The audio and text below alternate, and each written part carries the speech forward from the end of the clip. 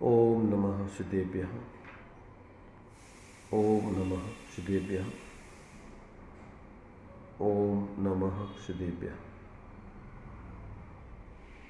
मंगलम भगवान वीरो मंगलम गौतमोनि मंगलम कुंद कुंदाद्यो जैन धर्मोस्तु मंगलम सर्वमंगल मांगल्यम सर्वकल्याणकारकं प्रधानं सर्वधर्माणां जैनं जयतु शासनं जैनं जयतु शासनं विषभवतरुकामूलयक जानहु मिथ्या भाव ताको कर निर्मूलयहु करिए मोक्ष उपाय करिए मोक्ष उपाय।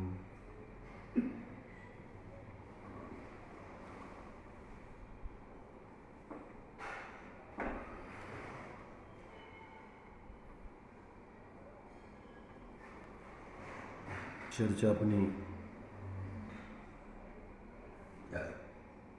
7वें अधिकार मोक्षवर्ग प्रकाशक के माध्यम से जैनाभास को धारण करने वाले जीवों के स्वरूप को समझने की चल रही है। उसमें धर्म बुद्धि से धर्मधारक व्यवहाराभासी जीवों के अंतर्गत सम्यक चारित्र का अन्यथा रूप, इसके स्वरूप को समझने की चल रही है।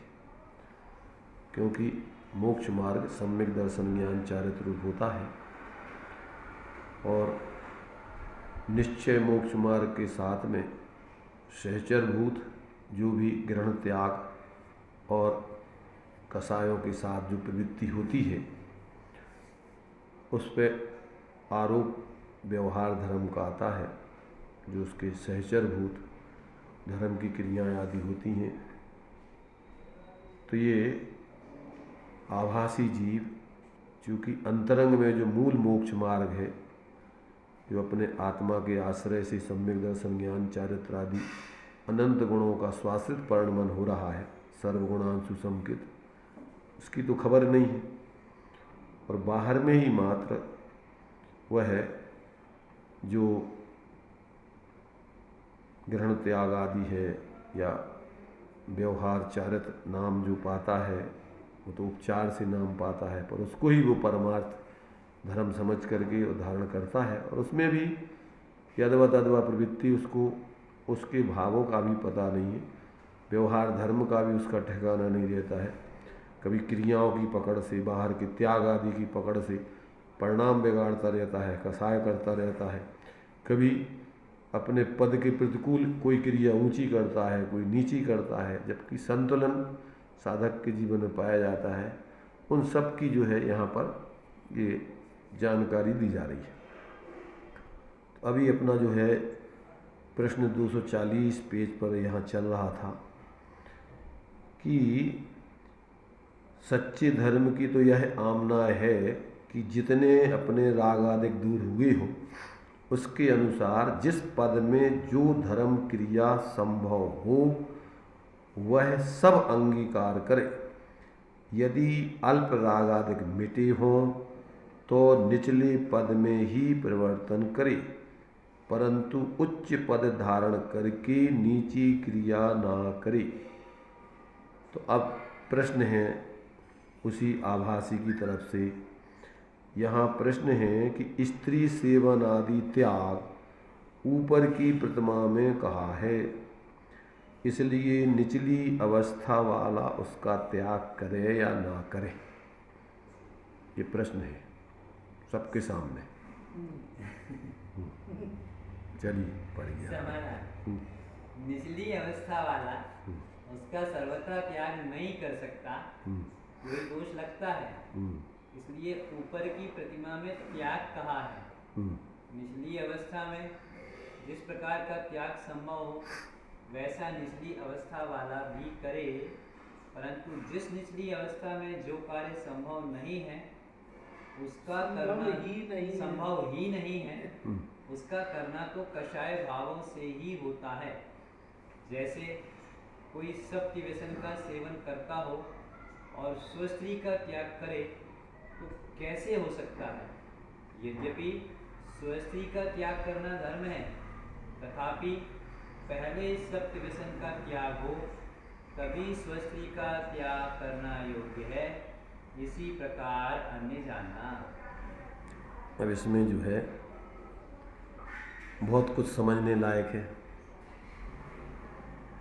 देखो, एक होता है पारमार्थिक ब्रह्मचर्य, जिसको वास्तविक धर्म बोलते हैं। एक होता है व्यवहार ब्रह्मचर्य, जिसमें बाहर से एकमात्र जो मुख्य रूप से अपन लोक में देखते हैं, मैथुन आदि क्रिया का त्याग किया जाता है या करते हैं लोग। तो इसमें देखो बहुत कुछ व्यवस्थाएं समझने जैसी हैं।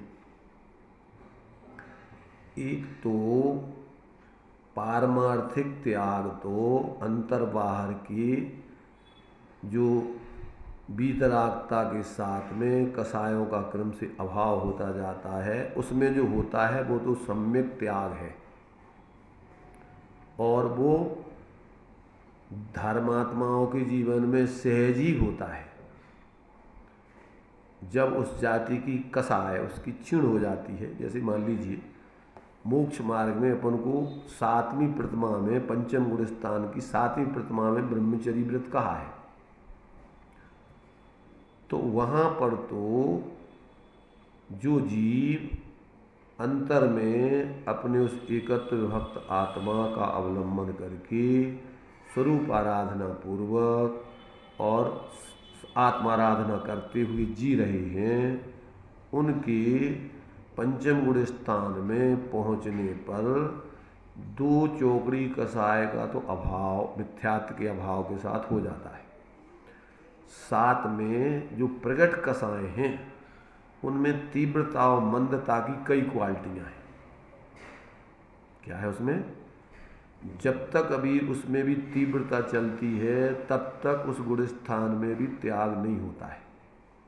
उसमें भी अपनी पत्नी स्वपत्नी के साथ वो रह करके और यथा योग अपनी आत्माराधना करता है। और दूसरी बात, पहले तो जो सम्यक दृष्टि जीव होता है वो कोई परद्रव्यों में सुख की कल्पना तो उसको है ही नहीं, अविरत सम्यक दृष्टि के भी नहीं, सम्यक सन्मुख मिथ्या दृष्टि के भी नहीं, सम्यक सन्मुख जीव के भी ये निर्णय हो जाता है। क्या हो जाता है कि कोई पर पदार्थों में अपने लिए ना तो सुख है ना दुख है। ये तो सुख दुख की अपनी परावलंबन की वृत्ति जो है मोह से पैदा होती है। तो पहले तो अपन को तत्व अभ्यास से पहले 2 द्रव्यों की पृथकता वाला अपन को मान्यता का निर्णय होने चाहिए कि एक वस्तु दूसरी वस्तु से सर्वथा पृथक है और कुछ भी उससे आना जाना नहीं होता है, लेना देना नहीं होता है। तो पहले तो जब ये निर्णय हो जाता है और फिर जब अपने स्वद्रव्य का जो अपना स्वरूप पर द्रव्य पर क्षेत्र पर पर्याय पर गुण धर्म आदि से बिल्कुल अलग है, और जब अपने ज्ञान में ऐसे अपने स्वरूप को वो ग्रहण करके उसका अवलंबन करता है तो पर्याय में उसकी वीतरागता प्रकट होती है।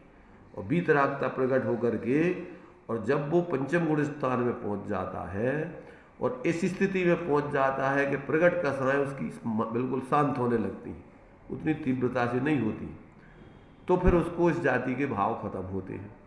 फिर बाहर में वो अपनी पत्नी होने पर भी वो ब्रह्मचर्य प्रतिमा धारण करके और अपनी आत्माराधना करता है। तो ये तो उसका पारमार्थिक स्वरूप है, वो उसको इस जाति के भाव ही खत्म हो गया। अब उस जाति की कसाई पैदा नहीं होती। पर में सुख की कल्पना तो पहले ही उसने तत्व निर्णय से छोड़ दी थी, तो कोई पर में से सुख मुक्त तो आती नहीं है। ये तो अपनी खुद की कमजोरी वसा ये अपन परावलंबन में इस प्रकार से प्रवृत्ति करते हुए और अपनी कषाय का उस समय ऐसे प्रवृत्ति करने से ऐसे ही संबंध है वो इस भूमिका में। कि वो तीव्र कसाय का भाव वेग समय सार जी की 74वीं गाथा में दिया है साथ, कि जब वेद का तीव्रोदय आता है तो फिर जब जीव उसका वीर स्खलित हो जाता है तो उसकी काम वेदना खत्म हो जाती है। तो वो तो जैसे क्षुधा वेदनी होती है ऐसे ही काम की वेदना खड़ी होती है, और वो जब वो वीर निकल जाता है तो फिर उसके लिए तत्संबंधी फिर वो विकल्प खत्म हो जाता है। तो ये जो है स्थिति जो है मूल में तो अपने शरीर की इस प्रकार से निमित्त नैमित्तिक संबंध से और वो कसाय का भाव पैदा होकर के उस प्रकार की उस शरीर की प्रवृत्ति करके वो कसाय बंद होती है। तो ये प्रवृत्ति करके वो जीव जब तक तीव्र कसाय होती है स्थिति बनती है, और जब उसकी उस जाति की साधना से कसाएं क्षीण होती जाती हैं और प्रकट कसाएं मंद हो जाती हैं तो उस जाति के उसके भाव खत्म हो जाते हैं, उस जाति के उसको कोई विकल्प नहीं आते, और फिर वो ब्रह्मचर्य व्रत धारण करके और आत्माराधना करके आगे बढ़ता है। तो वो उसको किसी प्रकार से सवाल ही नहीं। अब अपन दूसरी बात ये है, वेद का उदय 9वें गुण स्थान तक चलता है। वो वेद का भाव खत्म तो हो नहीं जाता है पर अत्यंत मंद उदय चलता है, तो बाहर में उसकी प्रवृत्ति नहीं होती है। उसके लिए अपन दृष्टांत के रूप में अपन समझ सकते हैं, देवों का उदाहरण ले सकते हैं। देवों में ऊपर ऊपर के देवों के जो पद होते हैं वो कसाय की मंदता पूर्वक बढ़ते जाते हैं।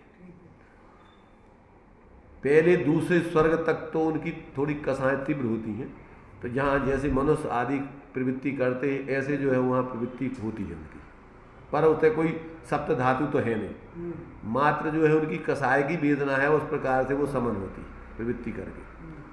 फिर आगे के देवों की स्पर्श रूप शब्द मन फिर अप्रविचार नहीं, सप्त धातु नहीं होते उनके, कुछ नहीं होते, वैक्रियक शरीर है। वो रबड़ फबड़ कुछ नहीं है वहाँ, उनका शरीर ही अलग है। वो रबड़ फबड़ है ये वो उदारिक बातें हैं, बेउदय वैक्रियक शरीर की पर्णमन की स्थिति अलग है, वहाँ पर अलग स्थिति है। तो वो उनकी उस जाति की कसाय वो शरीर से प्रवृत्ति उस जाति करते हैं वैक्रियक शरीर में। नारकियों के शरीर और देवों के शरीर वैक्रियक होते।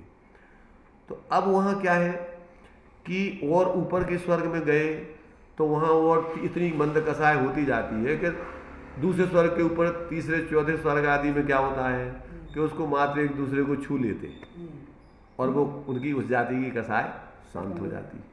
पर और ऊपर के स्वर्गों में जाओ तो देख स्पर्श रूप एक दूसरे को देख लिया, उसी में उनकी कसाय शांत हो जाती। कसाय के रूप है ये, तो ये भी विषय सेवन चल रहा है, ये ध्यान रखना। इसमें भी विषय सेवन ही है, चाहे वो एक दूसरे से संयोग करके आप विषय सेवन, उसमें कोई आना जाना कुछ नहीं है, तुम्हारी कसाय का ही तीव्र वेग खत्म होना है। और पुद्गल का पर्णमन तो पुद्गल में कुछ आना जाना कुछ लेना देना नहीं, तो वो तो कसाय की तीव्रता मंदता का वेग बताना है वो।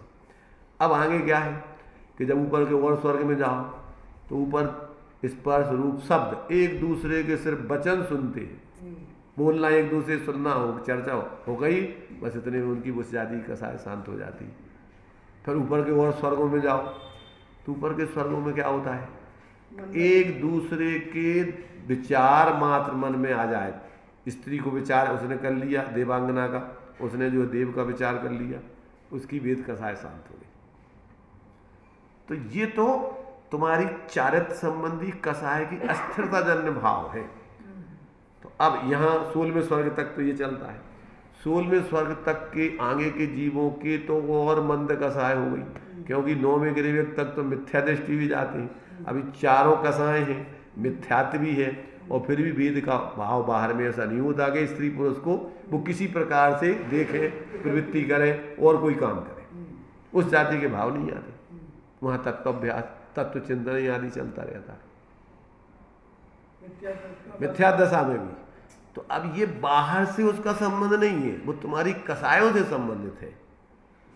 तीव्र कसाय मंद कसाय में प्रवृत्ति नहीं। अब कसाय के अभाव के साथ में तो स्वरूप वाला ब्रह्मचर्य खड़ा होता है, वो निश्चय ब्रह्मचर्य है। और जिसके वो नहीं है तो बाहर में कदाचित इतने भी ऐसे हो सकते हैं लोग कि जिनकी कसाएं अत्यंत मंद हैं, उनको भाव नहीं आती शादी वादी करने के, एक दूसरे से कोई किसी प्रकार संपर्क करने के। तो मंद कसाय में भी बाहर से तो स्त्री का त्याग हो सकता है, पर वो ब्रह्मचारी वो प्रतिमा वाला जो गुण स्थान है वो होना नहीं उनके, वो एक अलग प्रक्रिया है। तो एक तो पर व्यवहार से एक कसाय की मंदता में प्रवृत्ति नहीं होना, और एक अंदर में अपन स्वरूप की रमणता पूर्वक की कसाय के अभाव पूर्वक की प्रवृत्ति का अभाव। तो ये दो प्रकार से इसका स्वरूप समझने लायक है। अब यहाँ जो यहाँ ये बता रहे हैं कि जिस भूमिका में जो प्रवृत्ति हो ही नहीं सकती और उसको वो करे, तो ये तो तीव्र कसाय से होती है और मिथ्यात्व दशा में होती है, ये सम्यक दृष्टि के नहीं होती है। सातवीं प्रतिमा में ब्रह्मचर्य है, प्रतिमा है। अब जैसे हम जैसे भूमिका में जी भूमिका ब्रह्मचारी व्रत की है, प्रतिमा की नहीं है। व्रत ले लेना अलग चीज है, प्रतिमा का स्वरूप अलग चीज है। इसलिए कोई ये सब जितने ब्रह्मचारी लोग हैं जिनने ब्रह्मचर्य व्रत लिया है, इनको कोई ब्रह्मचारी प्रतिमा सातवीं प्रतिमा नहीं मानना। पहले तो सम्यक है कि नहीं, जो देखो सम्यक ही नहीं है तो प्रतिमा का सवाल ही नहीं है कोई। पारमार्थ है, चरणानुयोग के आधार पर साधु अनंत बार जीव बन जाता है, नौवें गृह तक जाता है, तो उसको भी बाहर में ऐसे भाव नहीं होते।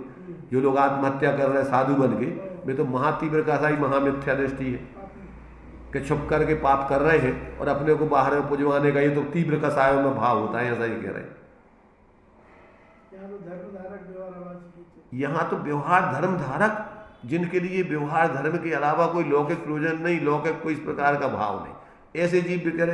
अगर ऐसे भाव नहीं हुए तो नौवें गृह तो जाएंगे ऐसे क्या? चरणानुयोग के आधार पर उनकी कोई दोष वोष नहीं लगती, पूरी की पूरी कसाएं बिल्कुल मंद है, एक आत्मार्थ के लक्ष्य से ही पूरी चर्या वो करते हैं पालन। तो यहाँ तो वो बात चल रही है, चाहे वे ब्रह्मचारी हो, चाहे श्रावक हो, चाहे मुनि हो, चाहे जैन हो, ये सब की बात चल रही है। तो जिनके जीवन में अभी धर्म के नाम पर नैतिकता भी नहीं दिख रही हो, तो वे तो व्यवहाराभासी नहीं है ना, वे तो स्वच्छंदाचारी जीव है, अनर्गल जीवन जीने वाले जीव है। तो उनके लिए उनमें उसकी क्वालिटी व्यवहाराभासियों में नहीं आती। यहाँ तो बात चल रही है कि जो व्यवहार धर्म ईमानदारी से जो जिस गुण स्थान में जिस पद में होता है उसको धारण करके जी रहे हैं, और परंतु अभी परमार्थ धर्म नहीं समझा उनने, अपने उस परमार्थ धर्म की आराधना नहीं कर रहे। तो ये व्यवहाराभासियों की बात, क्योंकि व्यवहाराभासियों की बहुत भेद कर दी है। लौकिक प्रयोजन अभी कहता है वे तो पापी हैं सब, जिनकी धर्म बुद्धि नहीं है, तो वे तो इसमें तो गए, वे तो व्यवहार धर्म धारक ही नहीं है। तो अभी तो यहाँ व्यवहार धर्म धारक माने जो व्यवहार धर्म है चरणानुयोग के आधार से, उसमें ईमानदारी से धर्म आराधना कर रहे हैं, और अंदर में अभी स्वरूप का बोध नहीं, तत्व का निर्णय नहीं, स्वरूप का अनुभव नहीं, स्वरूप की साधना नहीं, इनको बोल रहे हैं। यहाँ तो ये समझना है यहाँ पर। हाँ, ये है व्यवहार धर्म धारक। व्यवहाराभासी तो बहुत है, पर वे तो पापी है, और ये पुण्यात्मा है, और एक व्यवहार धर्म धारण करने वाले धर्मात्मा है। जो हाँ कौन नहीं, धर्म धारक नहीं है, आभासी। व्यवहार धर्म धारक तो आभासी है, परंतु धर्म धारक जी एक है। देखो, एक पापात्मा व्यवहार धर्म धारक, एक पुण्यात्मा धर्म धारक, और एक धर्मात्मा धर्म धारक। तो यहाँ पर अभी चल रही है पुण्यात्मा व्यवहार धर्म धारक जीवों की बात, जो व्यवहार में सच्चे देव शास्त्रों को मान रहे हैं, 7 तत्वों का निर्णय उनका चल रहा है, परंतु अभी वो परमार्थ रूप से उनके स्वरूप को नहीं समझ रहे, और वो अंतर का उनको स्वरूप पता नहीं होने से वो कोई पाप प्रवृत्ति नहीं कर रहे। यहाँ दिया ना कि जैसे वो अभव्य सेन था, ऐसे व्यवहार, तो कहते वो तो पापी था, वो तो व्यवहार धर्म धारक ही नहीं था, वो तो दुर्गति जाने वाला था। यहाँ तो उनकी बात चल रही जिसको व्यवहार धर्म पर सिद्ध है पूरी, कि ये धर्म है और इससे हमारा कल्याण होगा, और पूरे के पूरे ईमानदारी से उसका आचरण कर रहे हैं, बेईमानी बदमाशी मायाचारी नहीं कर रहे। बाहर में ख्याति लाभ पूजा मान सम्मान ये प्रयोजन तो गया, ये तो दूसरे पापी व्यवहार धर्म धारकों की उसमें कोटि में निकाल दिया, जो लौकिक प्रयोजनात आदि कर रहे हैं। ये बात यहाँ चल रही है। तो अब जिस पद में जो कि तुम इधर मायाचारी करके सप्त व्यसन सेवन कर रहे, और लोग में तुम लोगों में ऊंचा दिखाने के लिए तुमने क्या कर दिया, अपनी पत्नी का त्याग कर दिया। भैया हम ब्रह्मचारी है, सेवन हमने पत्नी का सेवन भी त्याग कर दिया। तो ये तो कहते जिस पद में हो ही नहीं सकता, जो व्यवहार धर्म भी नहीं हो सकता। अभी तेरी तीव्र कसाएं हैं, अभी तू सप्त व्यसन का सेवन कर रहा है, तू अभी व्यवहार, अभी तो तू अपनी पत्नी का तो न्याय लोक में बुरा नहीं माना जाता है, परंतु सप्त व्यसन ये तो पापी जीवों का लक्षण है। ये तो व्यवहार में भी एक श्रावक का लक्षण नहीं दिख रहा। यहाँ वो बात चल रही कि जहाँ जिस पद में जो चीज़ संभव नहीं है और वहाँ तूने वो चीज़ ग्रहण कर रखी, इसका मतलब तूने तीव्र कसाय से, ख्याति लाभ पूजा से, मान सम्मान के लिए, लोगों में देखने के लिए तू धर्मात्मा बना दिख रहा है। लौकिक प्रयोजनार्थ, कोई भी लौकिक प्रयोजन से तुम यहाँ आए हो और लौकिक प्रयोजन यहाँ साध रहे हो, तुम्हारे भोले जीव तुम्हें सदवा रहे हैं, पर तुम साध रहे हो क्या? कोई भोली स्त्री मिल जाए और वो कहे भैया हम छुप के तुमसे सेवन करना चाह रहे हैं और तुमको कोई को पता नहीं चल रहा हो, तो तुम धर्मात्मा हो जाओगे, व्यवहार धर्म धारक हो जाओगे। तो यहाँ तो अभी वो बातें चल रही हैं कि जो ईमानदारी से, जो चरणानी योग में जैसे धर्म कहते हैं व्यवहार में, वो धर्म धारा, परंतु परमार्थ धर्म नहीं समझ रहा, ये उसकी चल रही। तो जिस पद में जो संभव नहीं है वो कहते वो पद में तुम वो प्रतिमा ले रहे, ये तो तुमने तीव्र का सहाय लिया, ये बिना तीव्र का सहाय के नहीं हो सकता है। कि जो व्यवहार तुम्हारे उस पद में तुम संभव नहीं है, क्यों कि तुम मायाचारी करके अन्य प्रकार से किसी न किसी प्रकार से कसाय का पोषण कर रहे हैं और तुमने बाहर में तुम व्यवहार धर्म अपना बता रहे कि हम बहुत धर्मात्मा है। तो ये बात यहाँ चल रही है, उसको अपने यहाँ समझे गंभीरता से। तो यहाँ कहते हैं कि निचली अवस्था वाला उनका सर्वथा त्याग नहीं कर सकता, कोई दोष लगता है, इसलिए ऊपर की प्रतिमा में त्याग कहा है। जहाँ पर तेरी इतनी कसाएं बंद हो गई कि तेरे लिए उस जाति के भाव नहीं आते, कोई बाहर में दिखाने में खाने की बात नहीं है। निचली अवस्था में जिस प्रकार का त्याग संभव हो, वैसा निचली अवस्था वाला भी त्याग करे। अगर तुम्हारी कसाएं नहीं हैं और तुम व्यवहार धर्म धारण करके तुम दे रहे हो तो तुम कर सकते और तुम्हें पुण्य का बंध होगा, परंतु तुम्हारी कोई मायाचारी दिखावटी बाहर में लोक में तुम अपने आप को धर्मात्मा दिखाना चाह रहे हो, वो नहीं है। अगर वो है वो तो पापी पने में चला जाए। सब चीजें लगा लेना है, चाहे तुम्हारा व्यवहार में तुम जो स्वाध्याय कर रहे, त्याग कर रहे, उपवास कर रहे, काय के लाने धर्म बुद्धि से कर रहे, लोक में माला पहनने के लिए नहीं कर रहे, लोक में तुम्हारे लिए जो है कि हमें लोग बढ़िया जो है मान सम्मान देवे, इसके लिए नहीं कर रहे। कोई देगा तो भी नहीं लोगे, और लोगे तो मायाचारी मिथ्या दृष्टि हो। तुम जैसे उन साधु ने, कौन से ऋजुमती, और वो जो है जिनने एक मासूमवासी साधु तपस्या करके चले गए थे बिहार करके, और ये आकर के वहाँ पर आहारों को निकले दूसरे दिन, तो लोगों ने कहा कि भैया अरे बहुत तपस्वी, 1 महीना का। इन्होंने नहीं कहा कि तुम्हें मानो, इनने बताया भी नहीं कि हम मास उपवास किया, पर अंदर में रस लिया उनने। तो क्या हो गया कि मायाचारी के परिणाम से हाथी बन गए। अगर कोई तुम्हें मान सम्मान भोले जीव देवे भी और तुम उस योग्य नहीं हो और तुम उसमें रस ले रहे हो, तो तुम क्या हो? धर्मात्मा, व्यवहार धर्म धारक हो क्या? कैसा आप लोग देते हैं, लोग कैसा करते हैं तो देते हैं, वे तो भोले हैं, समझते नहीं हैं। वे समझे तो भैया जिसने सब त्याग कर दिया उसको काय को ऐसा काम करना, संयोग करना, उसको गाड़ी घोड़ा दे देना, कुछ भी और दे देना जिसमें जो धर्म की आराधना में तुम्हें और बाधा आ जाए। इसलिए ये छल प्रपंच वाला मार्ग नहीं है, या तो न्याय नीति वाला वैज्ञानिक परम वैज्ञानिक मार्ग है।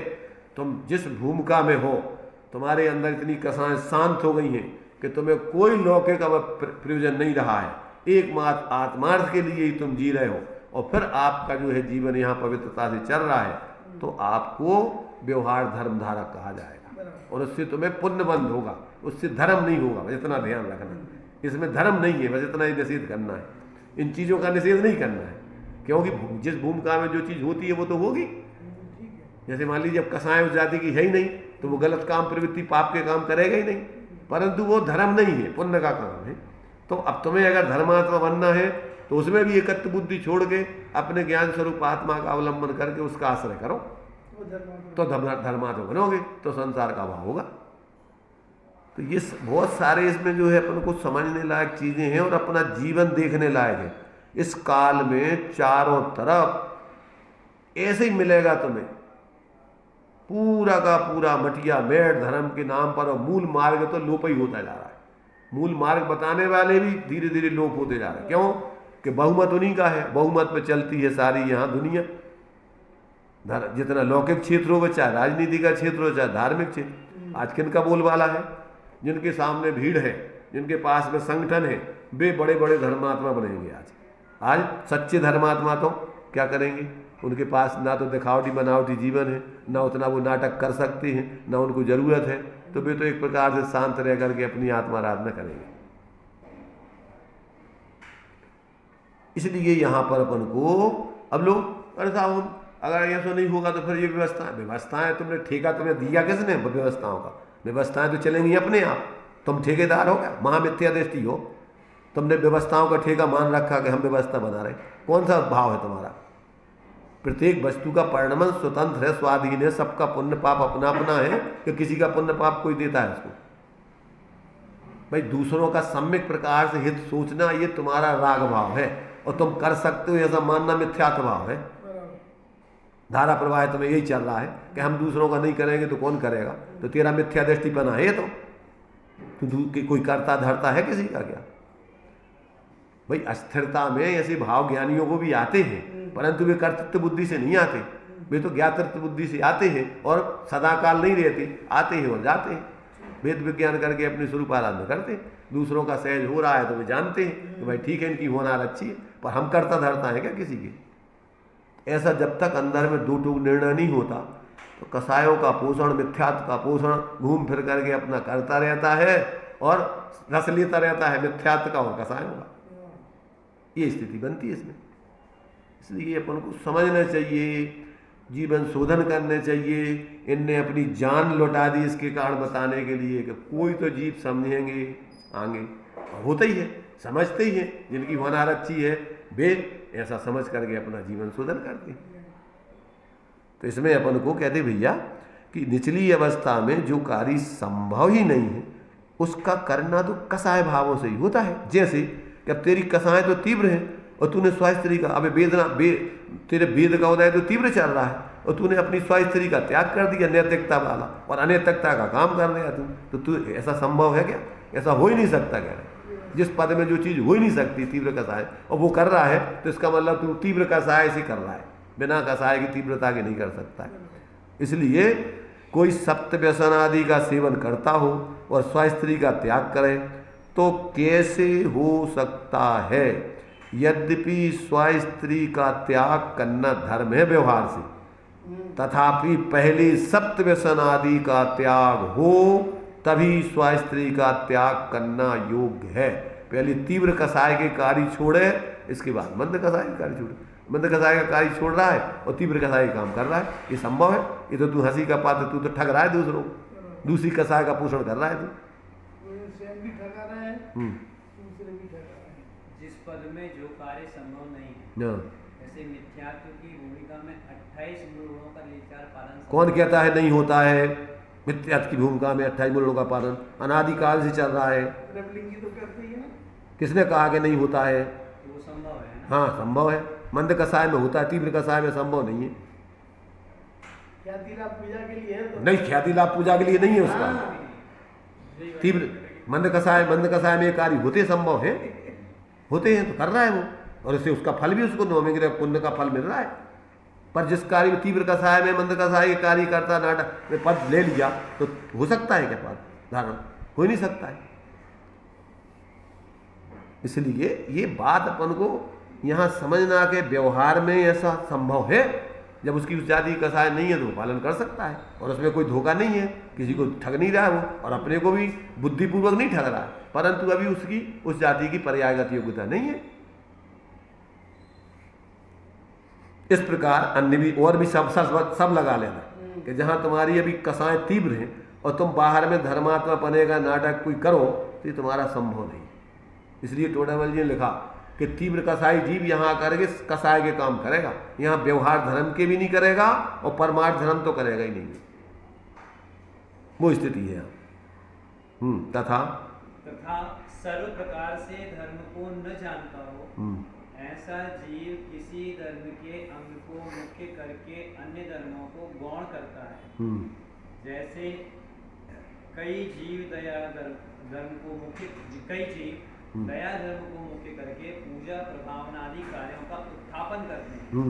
कितने ही पूजा प्रभावना आदि धर्म को मुख्य करके हिंसादिक का भय नहीं रखते। कितने ही तप की मुख्यता से आर्त ध्यान आदि करके भी उपवास आदि करते हैं या अपने को तपस्वी मानकर निशंक क्रोध आदि करते हैं। कितने ही दान की मुख्यता से बहुत पाप करके भी धन उपार्जन करके दान देते हैं। कितने ही आरंभ त्याग की मुख्यता से याचना आदि करते हैं। इत्यादि प्रकार से किसी धर्म को मुख्य करके अन्य धर्म को नहीं गिरते तथा उसके आश्रय से पाप का आचरण करते हैं। उनका यह कार्य ऐसे चलो आगे मत पढ़ो अभी। देखो अपन इनकी मर्म को समझो। जिसको बाह्य ग्रहण त्याग, बाह्य क्रियाओं आदि की पकड़ हो गई है, उसके लिए अपने परिणाम, दूसरों के परिणाम, अपना अभिप्राय, दूसरों का अभिप्राय का विवेक नहीं है और वो उन क्रियाओं के पीछे, उस ग्रहण त्याग के पीछे अपने परिणाम बिगाड़ता है, दूसरों के परिणाम बिगड़वाता है, अन्य जीवों की हिंसा आदि करता है और खुद अपने प्रभाव प्राणों की हिंसा करता है। ये सब चीज़ें सिर्फ उसकी बाह्य पकड़ के कारण से हो रही है। जिस निमित्त नैमित्तिक संबंध मंद कसायों में जो बाहर के कार्य होते हैं वे सब होते हैं, जो नहीं होते हैं वे कोई नहीं होते। और ये क्या करता है, कोई बाहर के त्याग ग्रहण आदि के कार्य को उसने विशेष मान लिया, किसी को कम मान लिया, तो उसके बाहर के ग्रहण त्याग से इधर का और तीव्र कसाय के कार्य जो है वो करता रहता है। तो ये बात यहाँ पर लागू हो रही है। कौन सी? कि जिसको बाहर की ग्रहण त्याग की पकड़ है, बाहर और अंदर अपने बाहर की क्रियाओं की पकड़ है, तो वो किसी क्रिया को उसने धर्म विशेष मान लिया। धर्म के अंग तो जितने भी तत्व ज्ञान पूर्वक मंद कसाय के कार्य होते हैं उनमें सारे व्यवहार धर्म के ग्रहण त्याग के कार्य होते हैं। वो उसमें किसी एक धर्म को वो मुख्य नहीं करता है, एक धर्म को विशेष नहीं मानता है। वो सारे धर्मों में बराबर एक जैसा उसका परिवर्तन पाया जाए। और ये क्या करता है, इसको व्यवहाराभासी है। किसी बाहर का त्याग ग्रहण तो उसने धर्म समझ लिया और किसी बाहर के जो होते हैं संतुलन, वो संतुलन उसने छोड़ दिए। कोई आवश्यक नहीं है, अनंत आवश्यक है। पूरा जितना व्यवहार है वो सब 6 आवश्यकों में समा गया है। जैसे 5 समिति हैं, 5 समिति में विश्व का कोई परिवर्तन बाकी नहीं बचता है। तुम्हें कुछ नहीं समझना है। जिस भूमिका में जो कसाय नहीं, जो कार्य नहीं होते वो आवश्यक अकेली गिनती मत पकड़ो। गिनती पकड़ लोगे यही समस्या है। कोई आवश्यक नहीं है, जहाँ एक आवश्यक कर रहे हो उसके तुम्हें वही जरूरत है और कोई आवश्यक उस समय करने लायक नहीं है आपको। जब अपन को जरूरत है तब की बात है। जिस समय हम मुनि की सेवा कर रहे हैं, समाधिमरण हो रहा है, अब तुम्हारे लिए देव पूजा आवश्यक होते हैं, तुम्हें स्वाध्याय आवश्यक होते हैं। तुम्हारे ज्ञान में है कि जब आप संतुलन सहज होते हो तो जब जिस समय जो भाव बनता है उनमें से कोई भी कर सकते हो, उसमें कोई परेशानी नहीं। पर अभी जिस चीज की जरूरत है उस समय वो आवश्यक है कि बाकी आवश्यक है। अपन लोग क्या है कि पकड़ ली, गिनती पकड़ ली, अब उस गिनती को कि इतनी चीजें खाना। अरे तुम्हारा एक चीज में पेट भर गया तो 6 चीजें खाना जरूरी है तुम्हें। अपन को क्या है, ये सब व्यवहार की जो पकड़ वाले लोग हैं उनको इन पकड़ में अंदर का परमार्थ धर्म सब खत्म, अपना और दूसरों का।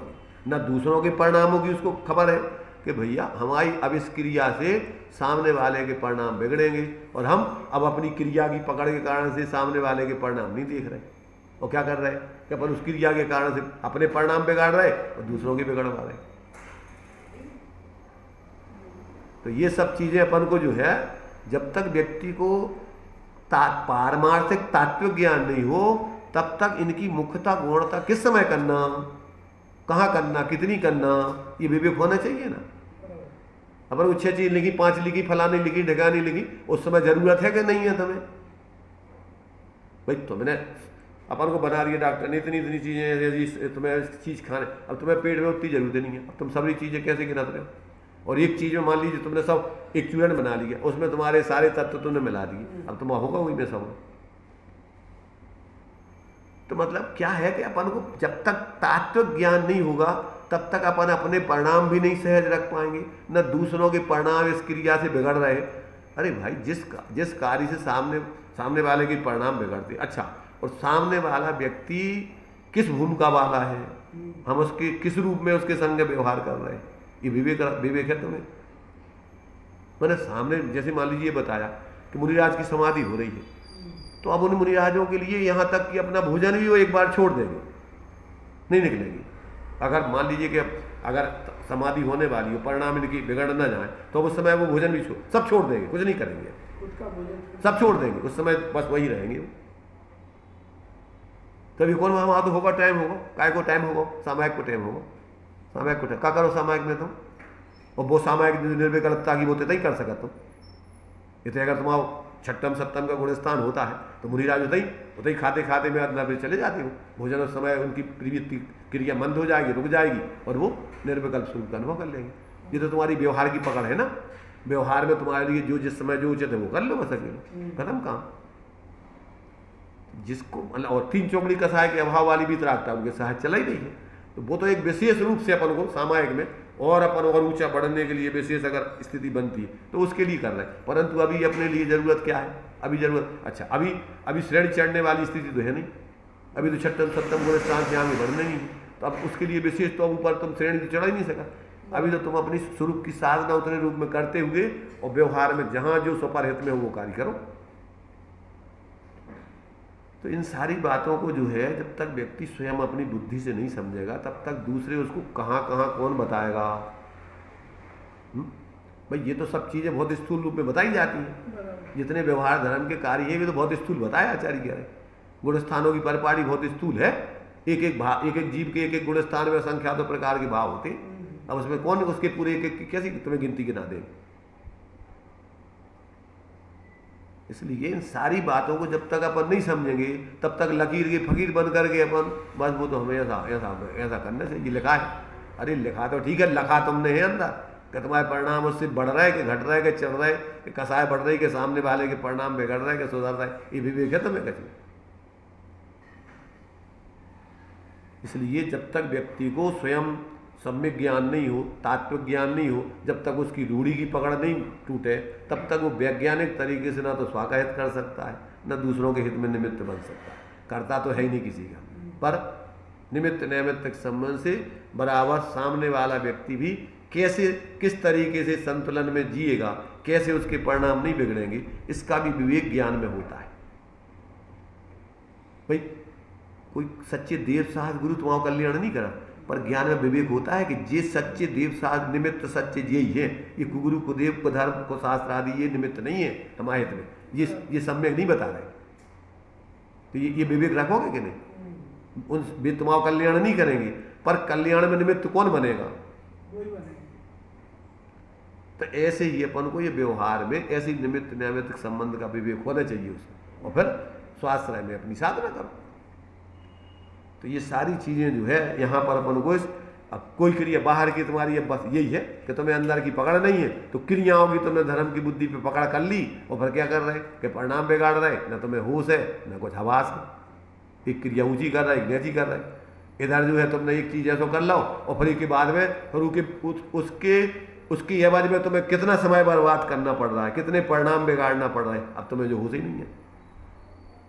लोक में भी समझदार दुकानदार अगर उसको आगे इसमें दिया हुआ है, उसको तो नफा टूटा का ज्ञान होता है व्यापारी को कि अगर हमारे लिए 2 चीज़ें हम घाटे में बेच रहे हैं और एक चीज़ में हमें लाभ ज़्यादा मिल रहा है, तो 2 चीज़ें घाटे में बेच करके वो एक चीज़ की उसकी बिक्री कर देगा। इतना विवेक उसके दिमाग में होता है लौकिक में। इतना तुम्हारी इतनी बुद्धि नहीं है जो तो परम वैज्ञानिक मार्ग है कि इन 2 छोटी मोटी क्रियाएं अगर हम नहीं भी करेंगे और बड़ी एक क्रिया से हम आप विशेष धर्म सद रहो तो हमें जा क्रिया कर्म उचित है कि 2 छोटी मोटी क्रिया कर्म जरूरी है। अरे ये तो जो लौकिक थोड़ी बुद्धि रखता है उस दुकानदार को पता रहता है, ये तो जिसको संसार का अभाव करना है उसके पास इतनी बुद्धि नहीं है, उसकी द्वारा परम वैज्ञानिक बुद्धि होती है। इसलिए यहाँ पर अपन को इन सारी चीज़ों को समझना चाहिए। तो जो पढ़ो उसको फिर से, तथा सर्व प्रकार से, सर्व प्रकार माने जो सर्वांगीण धर्म के स्वरूप को नहीं समझता अंदर बाहर से, सर्व प्रकार से धर्म को न जानता हो ऐसा जीव किसी धर्म के अंग को मुख्य करके अन्य धर्मों को गौण करता है।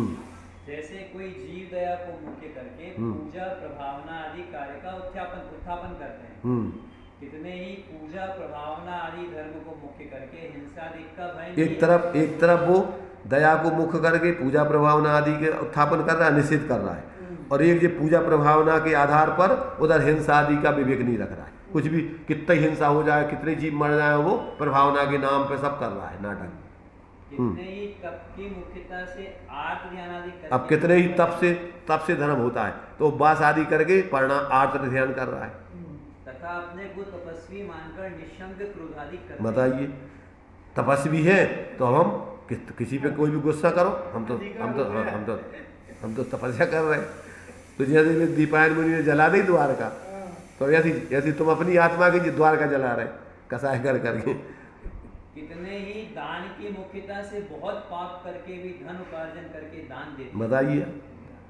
कभी वो खाने वाला कि हम दान दे रहे हैं। अरे भाई तुम समझते नहीं हो, किसी धर्म कहना किसने कहा तुमसे दान तो जो अनुग्रहार्थम तुम्हारे पास है तो दो, नहीं हो तो अपने काय के लाने देने। वो दृष्टांत दिया आचार्यों ने कि पहले पैर छबाओ कीचड़ से और इनके बाद में कि हम धो लेंगे, काय को छबाने। अरे दान तो दिया जाता है पाप को दूर करने के लिए, और तुम पहले पाप करो और फिर पुण्य करो, तो करो ही काय को पाप, तुम्हें करने नहीं पड़ेगा, जरूरत ही नहीं पड़ेगी फिर अलग से।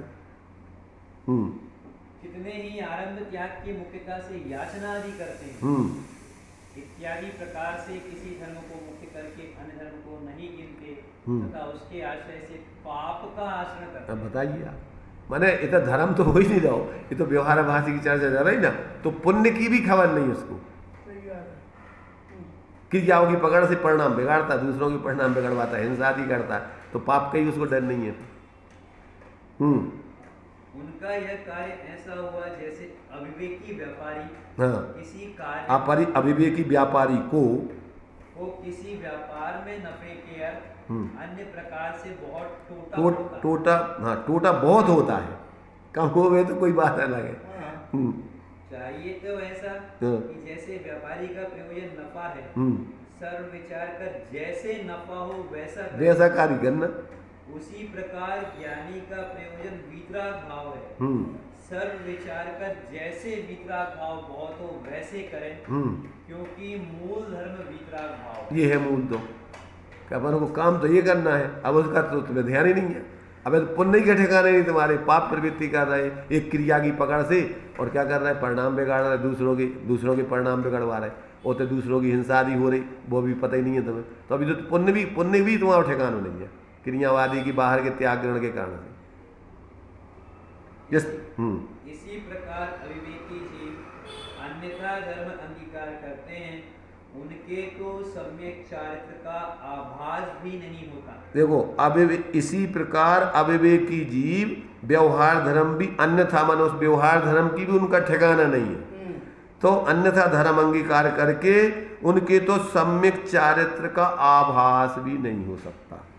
व्यवहार धर्म के साथ साथ सम्यक धर्म का निर्णय आदि करो, वो तो एक तरह के भैया ये स्वरूप है, पर जो ऐसे जिनको अभी अविवेक है कि जिनको अपने व्यवहार धर्म का ही ठिकाना नहीं है, तो परमार्थ धर्म का वो क्या करेंगे जीवन में। इसलिए कहते हैं उनको तो माने सम्यक चारित्र का उनको तो आभास तक भी पता नहीं है कि वास्तव में सम्यक चारित्र कहते किसे हैं।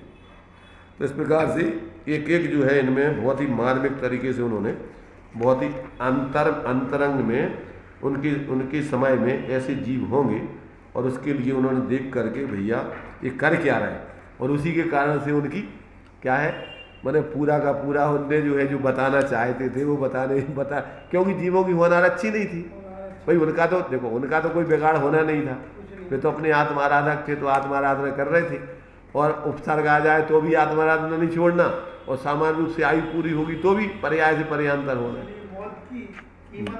मैंने देखो धर्मात्मा जीव तो कोई बुरा कहो अच्छा कहो लक्ष्मी आओ जाओ, लाखों वर्षों तक जियो, या मृत्यु आज ही आ जाओ, तो भी धर्म मार्ग से, न्याय मार्ग से कभी वो अपने पद मतलब अपनी प्रवृत्ति, अपना सोच, अपना जीवन, वो कभी उससे अलग नहीं हो सकता है, कोई कुछ भी कहो। तो ये तो साधकों की, अज्ञानियों के जीवन की ये विशेषता है कि वो सम्यक मार्ग को कभी छोड़ते नहीं हैं, लोक भय से वो छोड़ते नहीं हैं कि लोग क्या कहेंगे और लोग हमारा क्या कर रहे हैं, वे जाने, वे अपना कर रहे हैं, वे हमारा कुछ नहीं कर सकते। इसलिए हाँ, इसलिए वो किसी भी आधार से, लोग भय से ना तो वो करने लायक कार्य छोड़ते हैं और ना लोग भय से ना करने लायक कार्य को करते हैं, दोनों चीज़ें उनके जीवन में नहीं पाई जाती। तो इस प्रकार से ये समझ लेना कि इसी प्रकार अविवेकी जीव अन्यथा धर्म अंगीकार करते हैं, उनके तो सम्यक चारित्र का आभास भी नहीं होता। अब और भी जो है यहाँ पर उन्होंने विस्तार में उन्होंने दिया है बहुत कुछ, अभी क्रम क्रम से सब जानकारी चलेगी। वैसे अभी टाइम अपना है, अगर पढ़ना हो तो थोड़ा और पढ़ सकते हो। क्यों? तथा कितने ही जीव अणुव्रत महाव्रत आदि रूप यथार्थ आचरण करते हैं और आचरण के अनुसार ही परिणाम है। हाँ, कोई माया लोभादिक का अभिप्राय नहीं है। हाँ, उन्हें धर्म जानकर मोक्ष के अर्थ उनका साधन करते हैं। हाँ, किन्हीं स्वर्गादिक के भोगों की भी इच्छा नहीं रखते, नहीं रखती, परंतु तत्वज्ञान पहले नहीं हुआ, इसलिए आप तो जानते हैं कि मैं मोक्ष का साधन कर रहा हूँ, परंतु जो मोक्ष का साधन है उसे जानते भी नहीं, केवल स्वर्गादिक का ही साधन करते हैं। कोई मिश्री को अमृत जानकर भक्षण करे तो उससे अमृत का गुण तो नहीं होता, अपनी प्रतीति के अनुसार फल नहीं होता, फल तो जैसे साधन करें वैसा ही लगता है। बताइए तो तुम्हारे अभिप्राय अनुसार फल नहीं मिलेगा, फल तो मिलेगा जैसा साधन करोगे उपाय वैसा। अब तुम मतलब मिश्री को अमृत मान करके खाओगे तो क्या अमृत का फल थोड़ी मिल जाए? शास्त्र में ऐसा कहा है कि चारित्र में सम्यक पद है, वह अज्ञान पूर्वक आचरण की निवृत्ति के अर्थ है।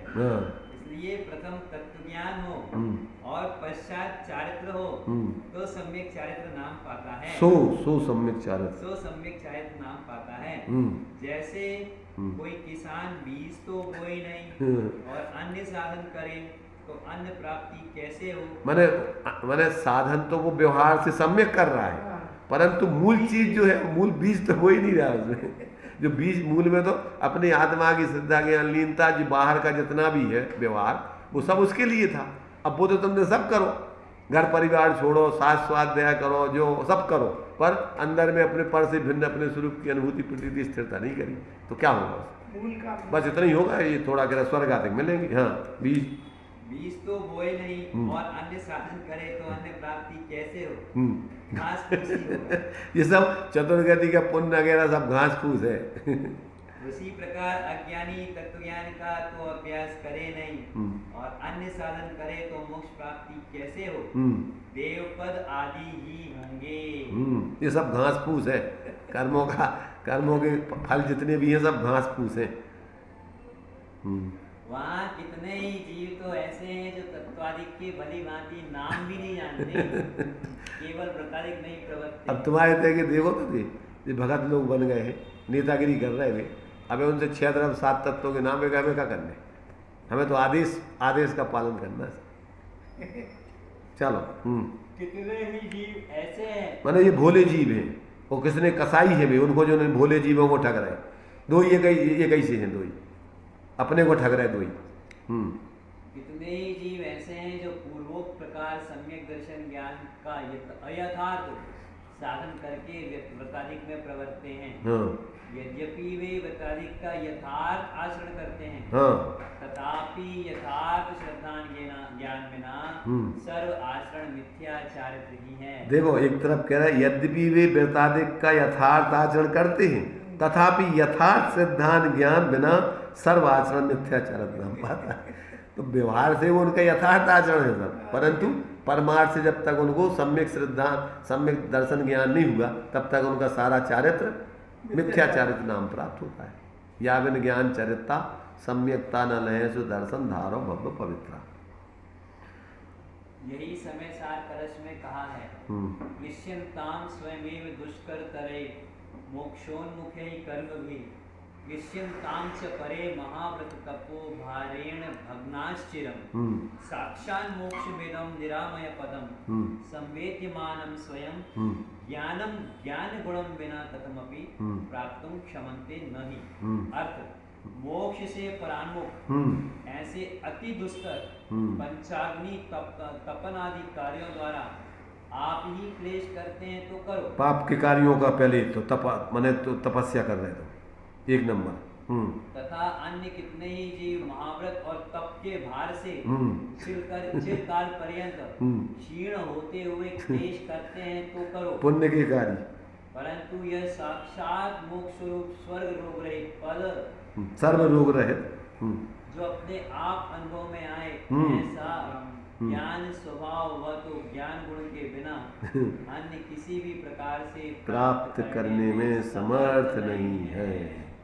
चाहे पाप के कार्यों में लगे रहो, चाहे पुण्य के कार्यों में धर्म बुद्धि से लगे रहो, इनमें तुम्हें कोई भी आत्म कल्याण होने वाला नहीं। तथा पंचास्तिकाय में जहाँ अंत में व्यवहाराभासी का कथन किया है, वहाँ 13 प्रकार का चारित्र होने पर भी उसका मोक्ष मार्ग में निषेध किया है। 13 प्रकार का चारित्र, 5 महाव्रत, 5 समिति, 3 गुप्ती, बुद्धिपूर्वक जितना जो होता है चरणान योग से पूरा सही, तो अभी मोक्ष मार्ग की प्राप्ति नहीं हो रही। क्यों? हाँ, आगे दीजिए। तथा प्रवचन सार में आत्मज्ञान शून्य संयम भाव को भी अकार्यकारी कहा है। हाँ, इन्हीं ग्रंथों में व अन्य परमात्म प्रकाश आदि शास्त्रों में इस प्रयोजन के लिए जहाँ तहाँ निरूपण है, इसलिए पहले तत्व ज्ञान होने पर ही आचरण कार्यकारी है। ये है मूल माने प्रक्रिया के भाई, तुम बिना मूल के और आगे की कार्य कोई भी करो तो कैसे हो सकते। इसलिए सबसे पहले आपको तत्व ज्ञान प्राप्त करके और फिर उस आत्म स्वरूप का निर्णय करके स्वरूप अवलंबन पूर्वक फिर आगे के कार्य तुम्हारे जो भी करना है उसके लक्ष्य से करोगे, फिर और दूसरे लक्ष्य से नहीं होगे। और वो जब तुम्हारा उस लक्ष्य की, वो भी उसमें विवेक रखना है, तो उस लक्ष्य की पूर्ति होती जाने जितनी उतना ही करना, उससे अनर्गल नहीं करना। तो ये सारा का सारा सम्यक ज्ञान में ही फिर ये तुम्हें समाधान मिलेगा, और सम्यक ज्ञान में ही तुम्हें निर्भयता आएगी, तुम्हें किसी प्रकार का डर नहीं होगा। 7 प्रकार के भय, लोक भय, इसलोक भय, परलोक भय, अगुप्ति भय, आरक्षा भय, आकस्मिक भय, मरण भय, वेदना भय, फिर आपको कोई भय के कारण से आप अपने धर्म के मार्ग से च्युत नहीं होंगे, आप सही रास्ते पे चलेंगे। इस प्रकार से बहुत ही सुंदर तरीके से सम्यक प्रकार से जो मोक्ष का यथार्थ मार्ग है, जब तक आप उस तत्व को, वस्तु स्वरूप को समझकर निर्णय करके, और जब तक आप सम्यक प्रकार से इन तत्वों का स्वपर हे उपादेय का निर्णय करके स्वा का अवलंबन करते हुए परिणति में वीतराग विज्ञानता की सिद्धि नहीं करोगे, तब तक कोई मोक्ष मार्ग की सिद्धि होने वाली नहीं है। न मोक्ष होने वाला है, न जीवन में शांति मिलने वाली है। जीवन पंच परावर्तन में ही भटकता रहेगा। चलिए अभी अपन यहीं विराम लेते हैं।